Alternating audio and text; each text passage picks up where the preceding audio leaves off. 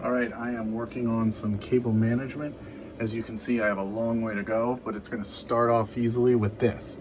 I did not want to hide this wire for this in the wall. I thought about it running it behind the panels. One, I would be able to see it if I didn't cable manage it there.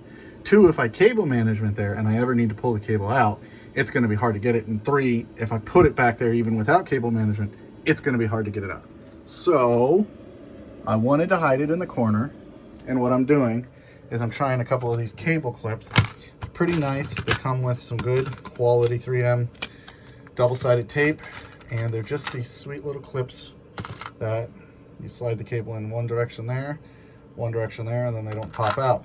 So what I'm doing is I'm putting one at the bottom here, bottom there, top there, and then I just pull the cable as tight as it goes. I might add one in the middle. I just want to clutter it the least possible.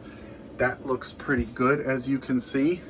And if I ever need to get it out, I literally just go like that and boom, I can get the cable out. So yeah, check these out. I'll go ahead and put a link for these, and they're pretty cool.